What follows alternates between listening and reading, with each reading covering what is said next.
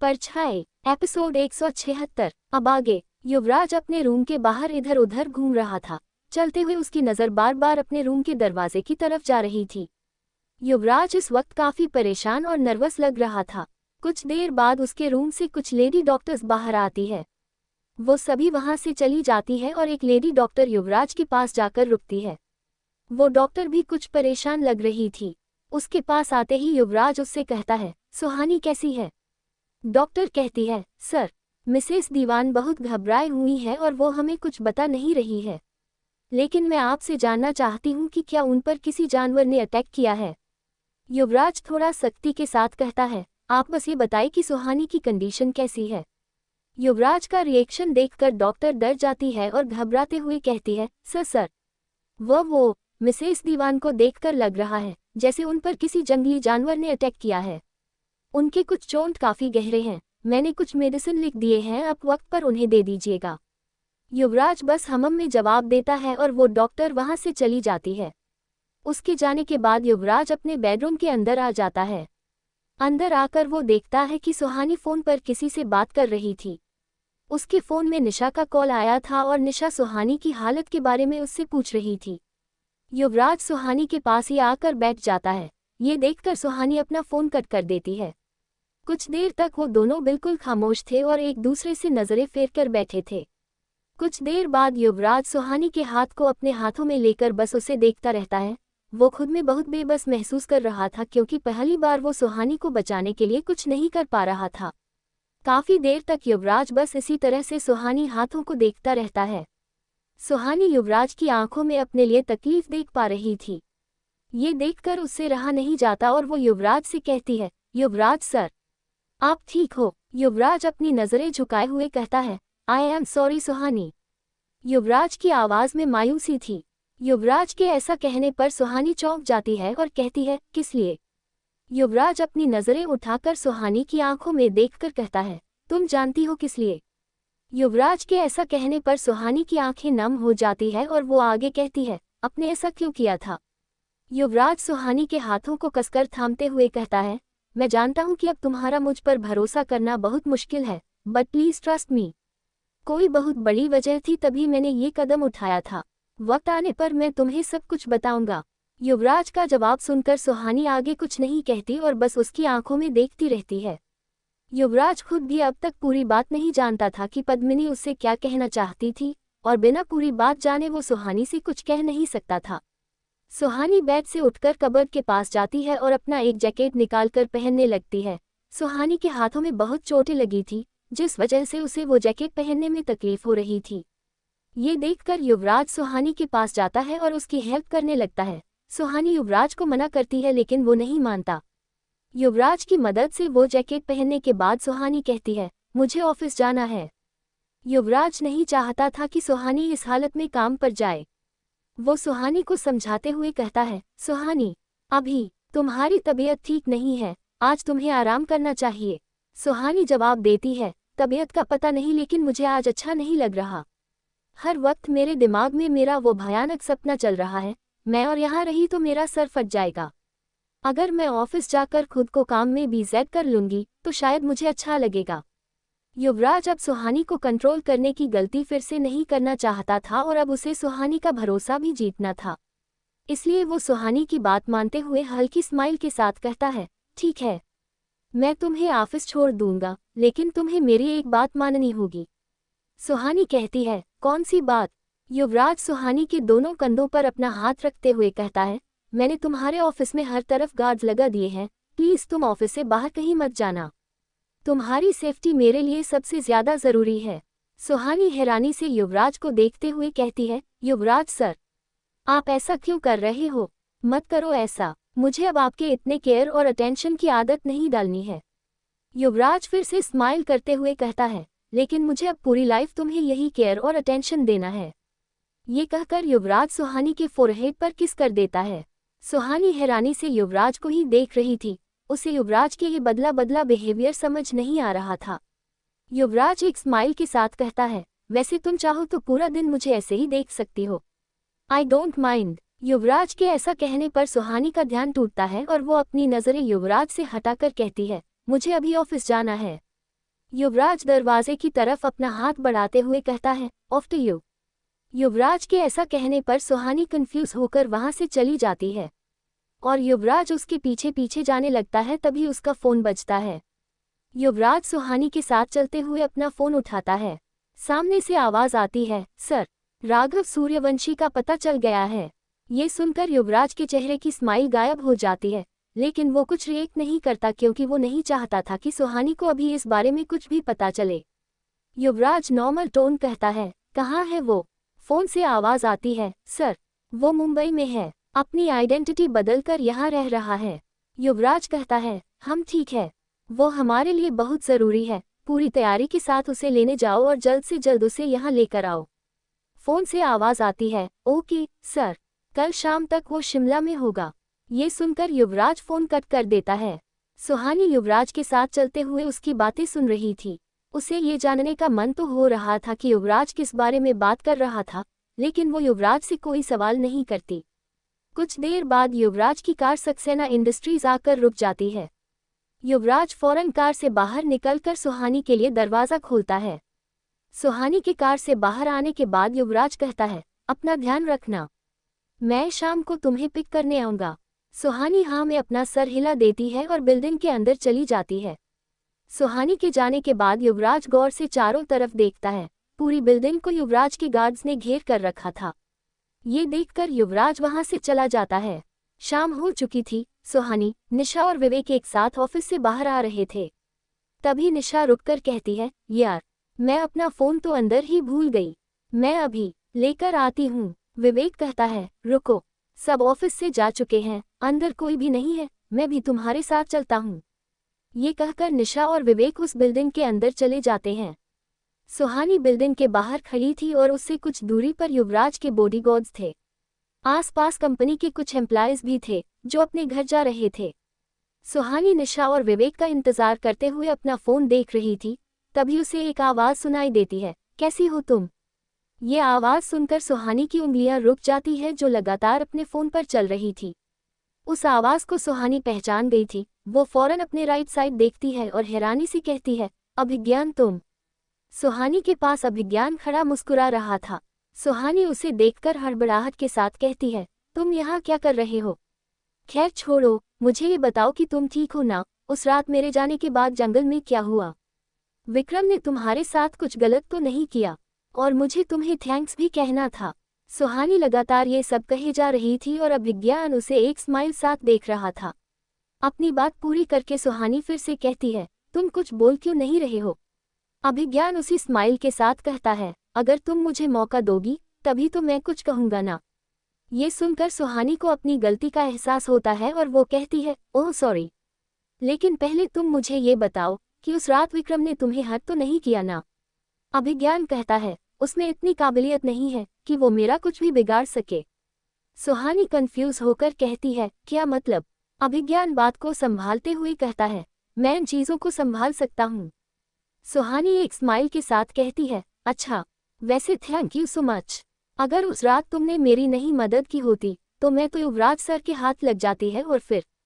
सुहानी इतना ही कह पाती है। तभी अभिज्ञान कहता है, तुम्हें चिंता करने की ज़रूरत नहीं है, मेरे होते हुए तुम किसी के हाथ नहीं आओगी। सुहानी फिर से कंफ्यूज होकर कहती है, क्या मतलब? दूसरी तरफ निशा और विवेक ऑफिस की बिल्डिंग से बाहर आ रहे थे और उनकी नज़र सुहानी पर जाती है।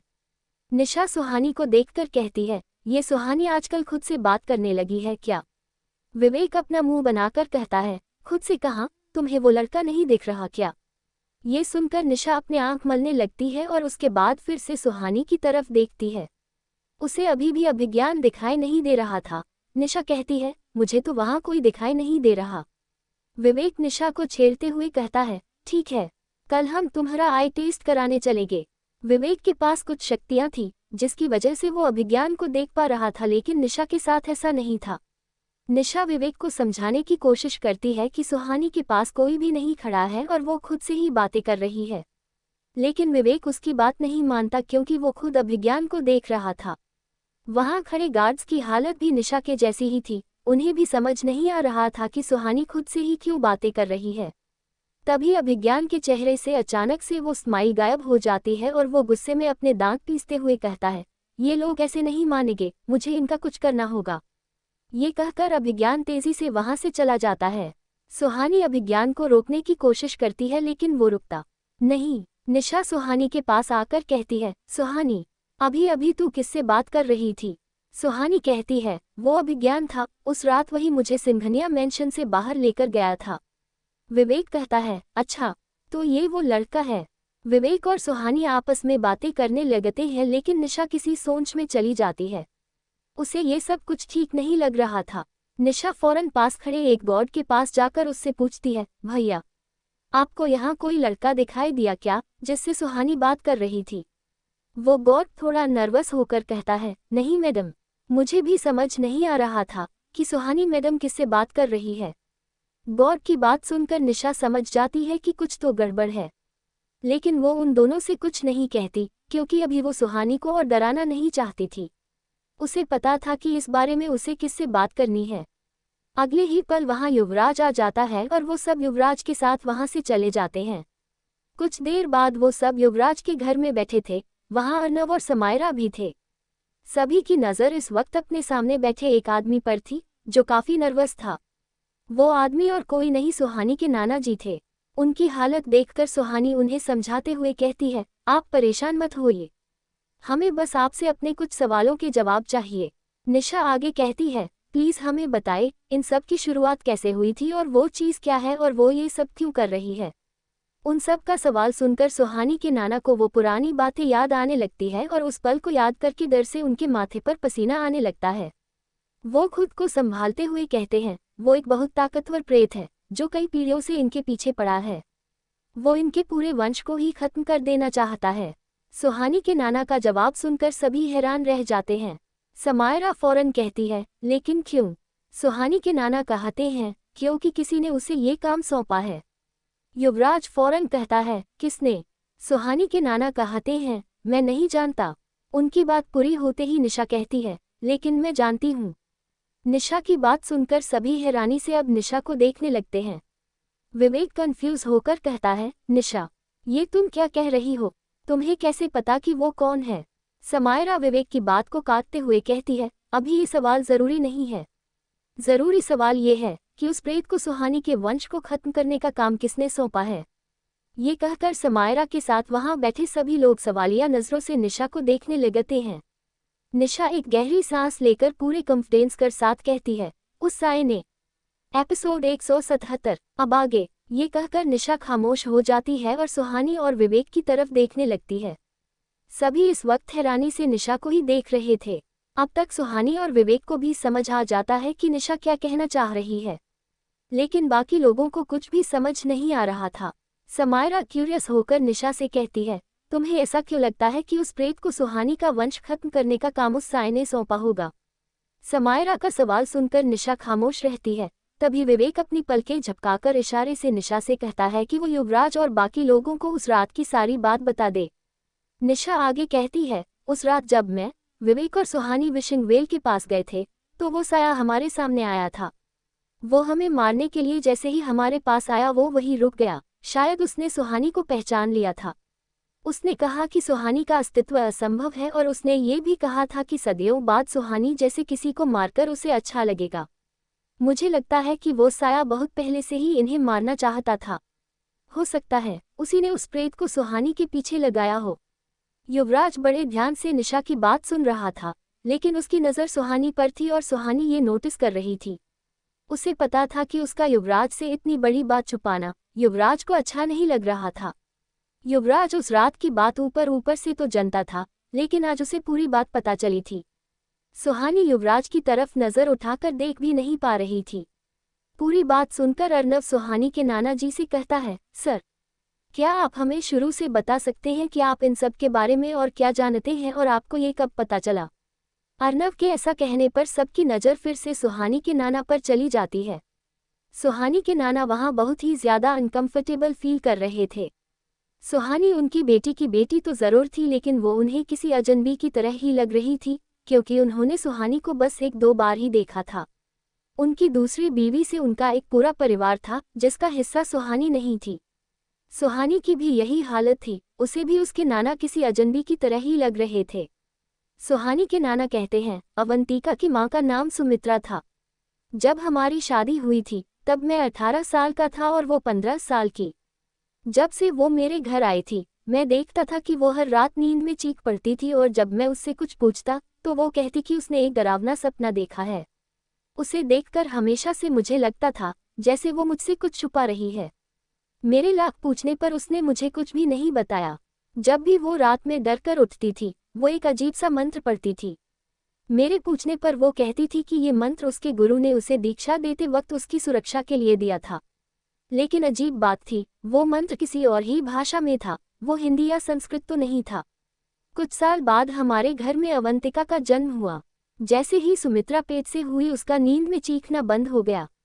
अवंतिका के जन्म के कुछ साल बाद मुझे पता चला कि वही सपने अब अवंतिका को आने लगे थे। जैसे जैसे वक्त बीतता गया, सुमित्रा की हालत खराब होने लगी थी।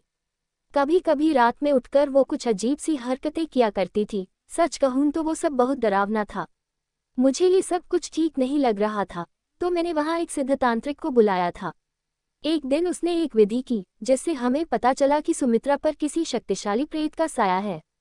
उस तांत्रिक ने बहुत कोशिश की लेकिन वो प्रेत बहुत ताकतवर था, तांत्रिक भी उसे काबू नहीं कर पाया। कुछ वक्त बाद सुमित्रा पर कुछ बुरी शक्तियां हावी होने लगी थी, वो धीरे धीरे बहुत कमजोर हो गई थी। जब वो अपने अंतिम समय में थी, तब उसने मुझे बताया कि सिर्फ उस पर ही नहीं बल्कि उसके पूरे वंश पर किसी प्रेत का साया है। उसने मुझसे कहा था कि उनके वंश में कोई भी औरत सिर्फ एक बार माँ बन सकती है और उसके माँ बनने के कुछ सालों बाद उस औरत की मौत हो जाती है। मैंने सुमित्रा से पूछा कि अगर उस प्रेत को सुमित्रा के वंश को खत्म करने का काम सौंपा गया है, तो वो उसका वंश बढ़ने ही क्यों दे रहा है? वो एक ही बार में सबको मार क्यों नहीं देता?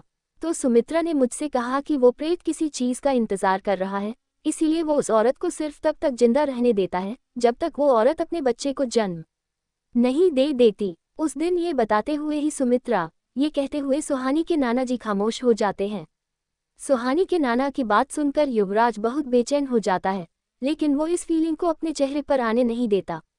सुहानी अपने नाना से कहती है, तो इसका मतलब जैसे ही मैं मां बनूंगी, वो मुझे भी मार देगा। सुहानी के नाना कहते हैं, हाँ, अगर तुम वो नहीं हो जिसका वो इंतजार कर रहा है। ये सुनकर निशा घबराते हुए कहती है, और अगर सुहानी वही है तो? सुहानी के नाना कहते हैं, तो फिर मुझे बिल्कुल भी अंदाजा नहीं है कि वो शिवी के साथ क्या करेगा। ये सुनकर युवराज गुस्से से कहता है, वो कुछ नहीं कर पाएगा, मैं सुहानी को कुछ होने नहीं दूंगा। वहां बैठे सभी लोग युवराज का गुस्सा और उसकी बेचैनी समझ रहे थे। सुहानी भी इमोशनल होकर युवराज को ही देख रही थी। तभी अर्नव एक सर्वेंट को बुलाकर सुहानी के नाना को गेस्ट रूम में भेज देता है।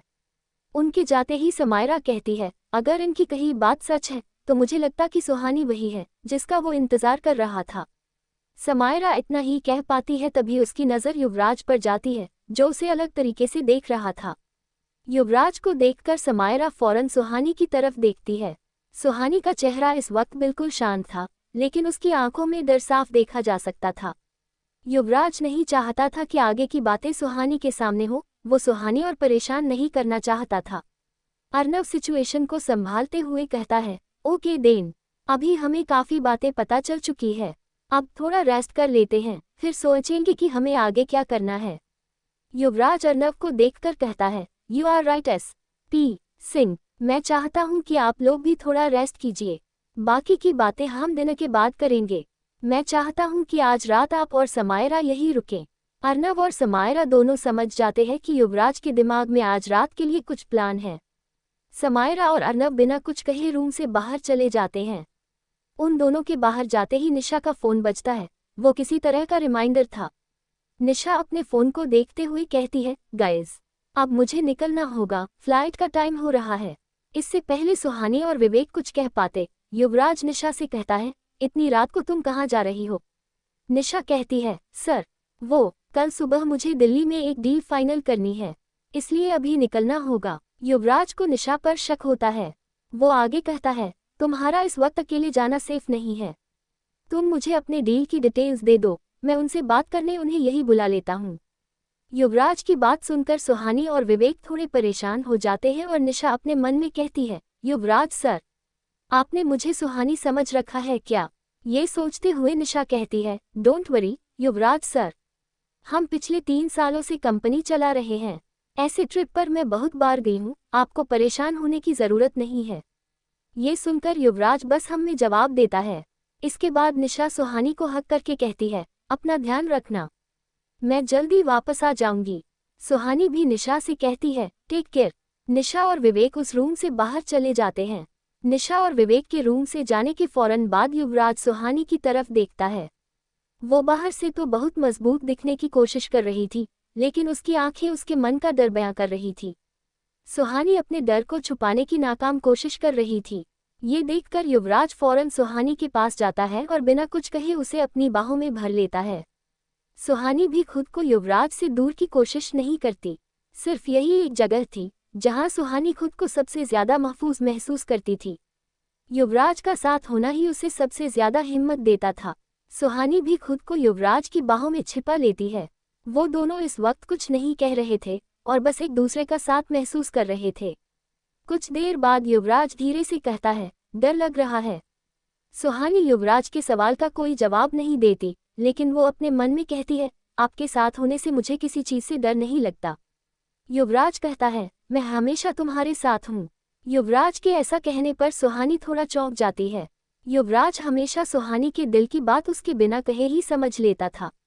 पिछले 3 सालों तक वो भले ही सुहानी से दूर रहा हो, लेकिन उसने सुहानी के पल पल की खबर रखी थी। उसने दूर रहकर भी हर वक्त सुहानी, निशा और विवेक को प्रोटेक्ट किया था, जिस वजह से उन तीनों को इतने कम समय में इतनी बड़ी कंपनी खड़ी करने में कोई दिक्कत नहीं हुई। कुछ देर बाद युवराज सुहानी से अलग होकर उससे कहता है, चलो फ्रेश हो जाओ, डिनर का टाइम हो गया है। सुहानी बिना कुछ कहे वॉशरूम के अंदर चली जाती है। सुहानी की ये खामोशी युवराज को और भी ज्यादा बेचैन कर रही थी, लेकिन वो इसके लिए कुछ भी नहीं कर सकता था। वो अच्छे से जानता था कि जो तकलीफ उसने सुहानी को दी है, उसे ठीक होने में वक्त लगेगा। इधर निशा और विवेक दीवान विला के बाहर खड़े एक दूसरे से कुछ बात कर रहे थे। निशा विवेक से कुछ कह रही थी, जिसे सुनकर विवेक हैरान होता जा रहा था। पूरी बात सुनकर विवेक कहता है, ओह गॉड, मतलब उस अभिज्ञान के साथ कुछ गड़बड़ है। निशा भी सीरियस होकर कहती है, हाँ, मुझे तो उस पर तभी शक हो गया था जब मैंने सुहानी से पहली बार उसके बारे में सुना था। आखिर किसी सिंघनिया मेंशन के उस एग्जिट के बारे में पता होगा जहां से वो लड़का सुहानी को लेकर गया था। विवेक कहता है, ये बात तुमने सुहानी को क्यों नहीं बताई? उसे पता चलेगा कि हमने उससे इतनी बड़ी बात छुपाई है तो वो गुस्सा करेगी। निशा विवेक को समझाते हुए कहती है, तुमने सुहानी का चेहरा नहीं देखा है क्या? वो अभी बहुत डरी हुई है। इस वक्त उससे कुछ भी कहना ठीक नहीं है। मैं पहले अपना काम पूरा करके आती हूँ, फिर इस बारे में हम युवराज सर से बात करेंगे। तब तक तुम ध्यान रखना कि सुहानी उस लड़के से ना मिले। तुम्हें हर वक्त उसके साथ रहना होगा। विवेक निशा को हक करते हुए उससे कहता है, अपना ध्यान रखना। निशा जवाब देती है, हाँ बिल्कुल। ये कहकर निशा कार का दरवाज़ा खोलती है। विवेक निशा को रोकते हुए कहता है, एक और बात, युवराज सर ने तुम्हारे पीछे अपने आदमी लगाए होंगे। निशा एक स्माइल के साथ कहती है, उसकी चिंता मत करो, तुम जानते हो मैं ये सब हैंडल कर सकती हूँ। ये कहकर निशा कार के अंदर बैठ जाती है और उसकी कार एयरपोर्ट की तरफ बढ़ जाती है। रात के 12 बज रहे थे। युवराज और सुहानी बेड पर बैठे अपने अपने लैपटॉप पर काम कर रहे थे। वो लोग अक्सर 10 से 11 बजे तक सो जाते थे, लेकिन आज सुहानी नहीं सोई थी, जिस वजह से युवराज भी उसके साथ ही जाग रहा था। युवराज की नज़र बीच बीच में सुहानी पर जा रही थी। सुहानी की आंखें नींद से भरी हुई थी, लेकिन वो बार बार अपनी आंखें मलते हुए जबरदस्ती जागने की कोशिश कर रही थी। ये देखकर युवराज उससे कहता है, अगर नींद आ रही है तो सो जाओ, काम कल कर लेना। सुहानी कहती है, नहीं, मुझे नींद नहीं आ रही है। युवराज साफ देख पा रहा था कि सुहानी को बहुत नींद आ रही है, लेकिन जो जानबूझकर जागने की कोशिश कर रही है। वो समझ रहा था कि सुहानी अब सोने से भी डर रही थी। युवराज अपना लैपटॉप साइड में रखकर सुहानी के पास जाता है और उससे कहता है, तुम्हें डरने की जरूरत नहीं है, मैं हूं ना यहाँ, और समायरा भी है, आज वो तुम्हारा कुछ नहीं बिगाड़ पाएगा। युवराज के ऐसा कहने पर सुहानी उसे कोई जवाब नहीं देती, लेकिन उसके चेहरे पर अभी भी घबराहट साफ दिखाई दे रहा था।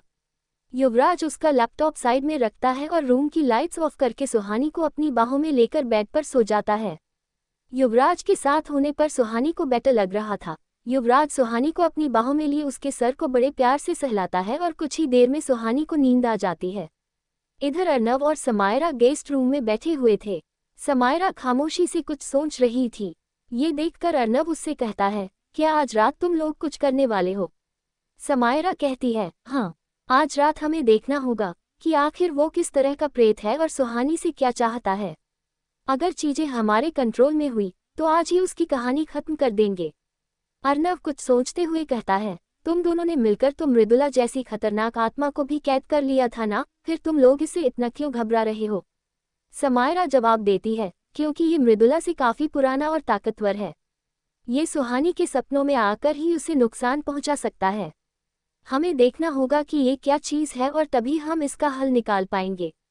ये कहते हुए समायरा की आंखों में काफी बेचैनी थी। अर्नव समायरा के हाथ पर अपना हाथ रखकर कहता है, सब ठीक हो जाएगा। रात के 2:20 बज रहे थे। सुहानी अपने बेड पर सो रही थी और युवराज उसके पास ही बैठा था। युवराज का हाथ कल की तरह सुहानी के सर पर था।